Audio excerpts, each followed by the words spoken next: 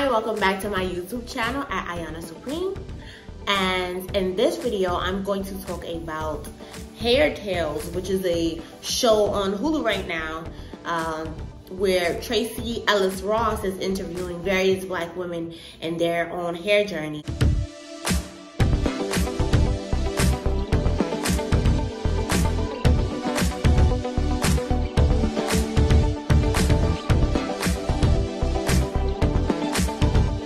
Which is funny because I wanted to interview my friends. They are not locked women now, but they have had locks before in their lives. And I wanted to interview them about, what was their journey through that. So it was very interesting that I saw this on Hulu, and it brings me back to my own hair journey. And I know most people on YouTube, when they do their hair journey, they chronicle the pictures of what it was like when they were babies and blah, blah, blah. And I do that here and there because I don't have a lot of pictures necessarily.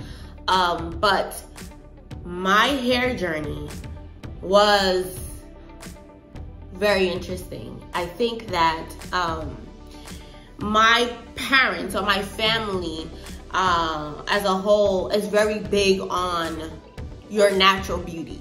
So when I got my first relaxer and I begged and begged and begged my mom, please can I have a relaxer? I need one because I need straight hair. It was so crazy to her because that's not what my mother showed me. My mother showed me that natural hair is the hair to have.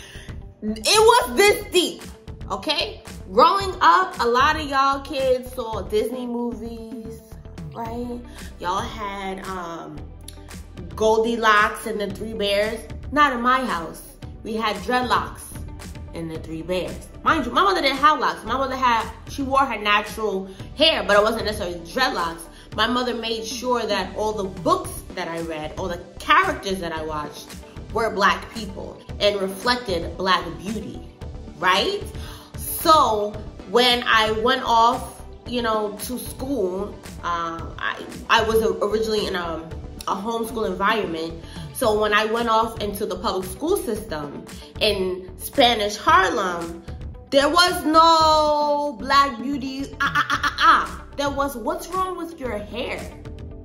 There was, why does it do that? Oh, your hair is nappy. Oh, you're this, you're that, you're that. So I got teased a lot. And not necessarily by the Latin kids, but more so by the other African-American children. But, I had two things going on. I had an older mom raising me who was also raised by older people. And I was also raised in an environment that was extremely Afrocentric. So the new ideas of beauty that I was being met with was completely opposite of what I had grown up with my entire young upbringing, right? And so my self-esteem dropped significantly. I will never forget the girl. Her name was Candace. She was like a light-skinned girl. I think her hair was natural. I think it was poofy. I don't remember her being relaxed. But I also went to class with a girl named Crystal, and Crystal used to always make fun of me, and her hair was always like done really nice. And my mom wasn't really focused on that. The most important thing was education, not your exterior, right? And so I felt very ashamed of my hair. By the time I was 9, I was sneaking in the kitchen and going beneath the sink and getting a hot comb and trying to straighten my hair to the best of my ability. I burned myself all over the place. I begged my mother for a relaxer. When I got a relaxer, my mother was so upset. She tried to throw water on me. Like, that's how much she was completely against straightening of my hair because it was me not embracing who I was. What ended up happening was, of course, like when you relax your hair, but you have no one around you to actually keep up with the maintenance, it breaks off. So then my hair broke off, and then I got a bald spot. And by the time I was 10, my mother took me to the barber and buzzed my whole thing.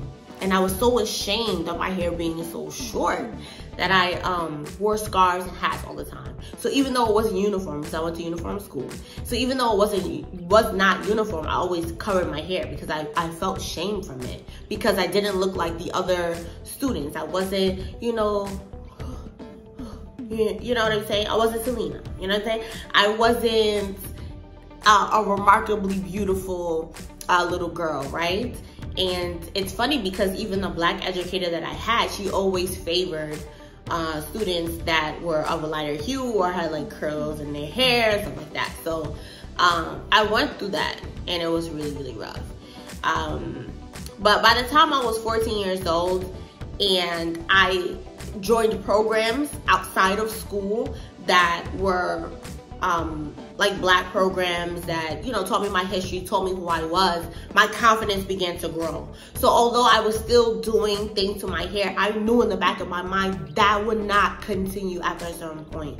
So when I was in high school, I would wear my, I think things are called differently in different places. I have what I call a lapa on right now. That's what I grew up calling it. I know my partner calls it, he's from Nigeria, he calls it a rapper.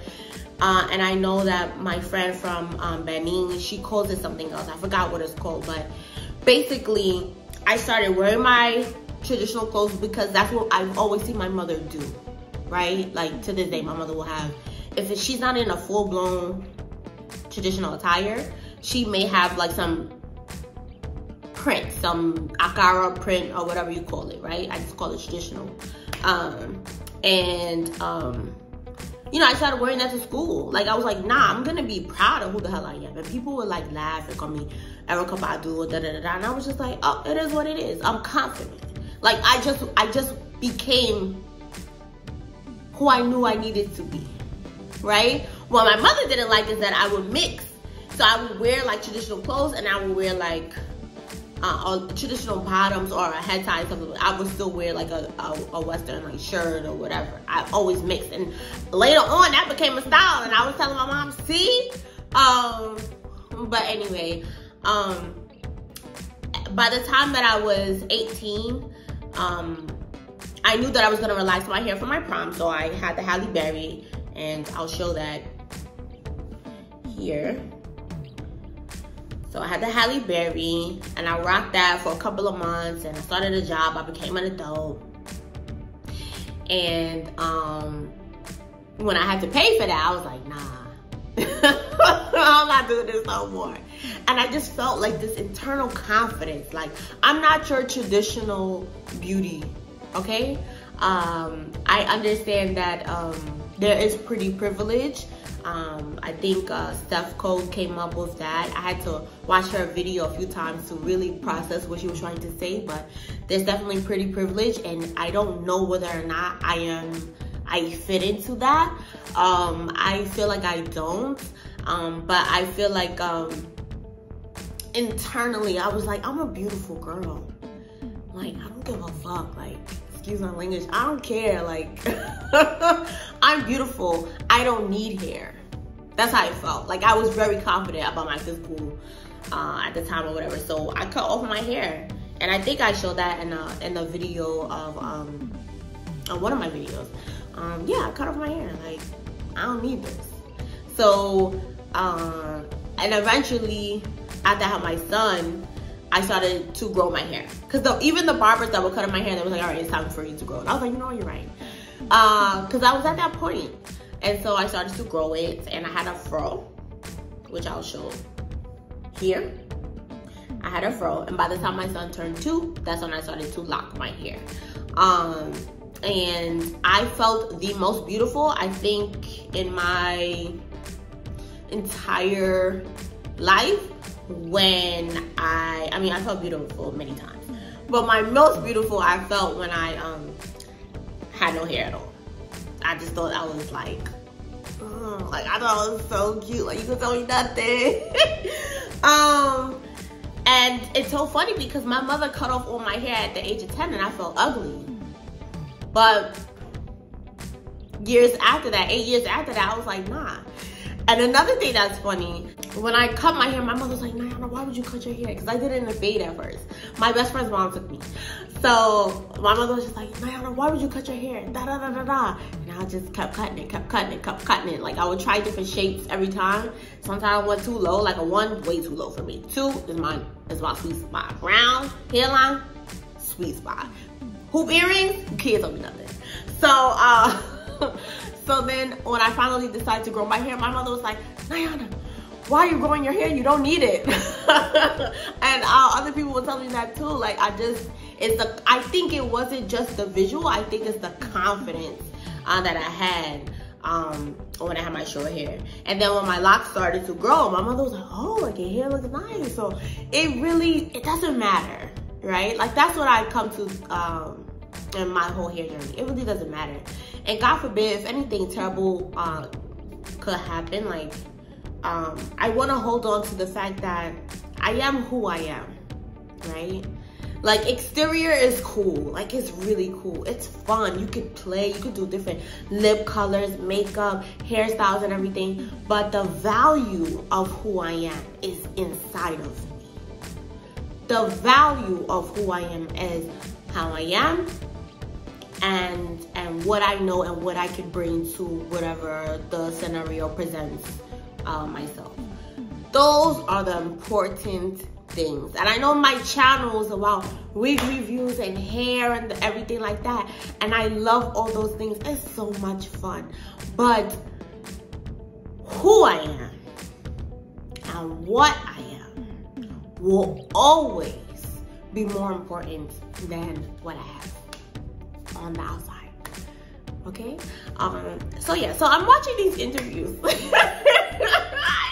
I'm sorry about the little tangent, but I'm watching these interviews and they are being conducted by Diana Ross's daughter. So Diana Ross's daughter is half Jewish, I believe, and half African American. Like she's the daughter of Diana Ross. Like I know Diana Ross's first daughter has a hair texture that's closer to mine, but also very big, very full and everything like that. And I know Tracee Ellis Ross was known for her hair texture. Now I just wanna, I'm not going to get into hair texture discrimination. Am I going to? No, I am not. I'm not gonna touch it.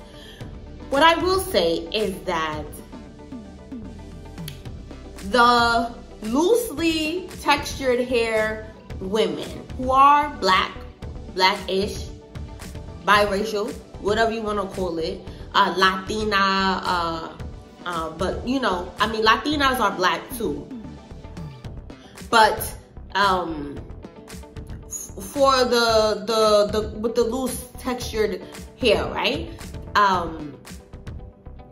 I don't know their journey because I've never been a part of that community. I have always wondered what it was like, right?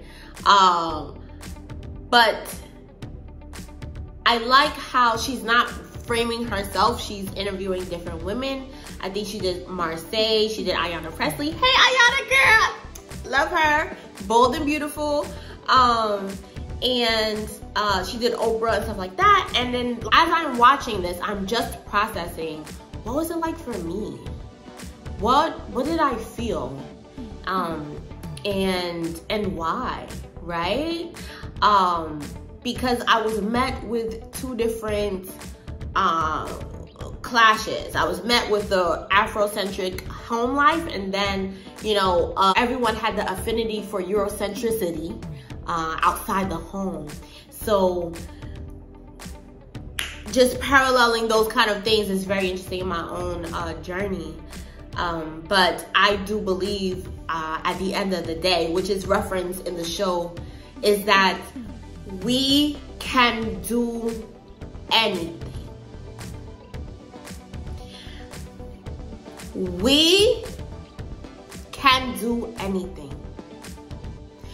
The problem is when we're penalized for doing what is already what we have to work with. The fact that there has some girls, I think in South Africa, that weren't allowed to wear their fro. they weren't allowed to wear their hair the way it grows out of their head. I remember when I wanted to enter the job force again, I was considering at the time, this is like a few years ago, let me put on a wig because I don't want them to be scared or intimidated by me. Nothing scary or intimidating. I cry at the drop of a dime. I'm so soft, okay? I was afraid that they would feel intimidated by me because of the fact that I decided to lock my hair. I wasn't really so concerned about like my locks in like a romantic area, but employment, absolutely. It was made very clear to me that certain people who wear their hair a certain kind of way are usually at a certain level in their careers. Unless they have enough power to move about without being concerned about their exterior. Jay-Z, for example, right? He was an entrepreneur, so he already controlled and did his own thing. And later on, after his billionaire status, he decided to freeform lock his hair. But for most people, that is not the case. And so I don't want my hair to speak for me necessarily because I don't personally politicize my hair. It was simply a lifestyle beauty choice, okay? And you know, so many people in different sectors of the workforce or different sectors of even social dynamics definitely have an impact on how you are perceived. And it's sad. It's super sad. But anyway, I just want to share a little bit of my experience when it comes to hair and how I see things. And yeah, that's it really. I love to talk about hair. If you have any questions or comments, please drop them down in the comment section or reach out to me in any kind of way. I'm open for dialogue. I love to talk about hair. I love to talk about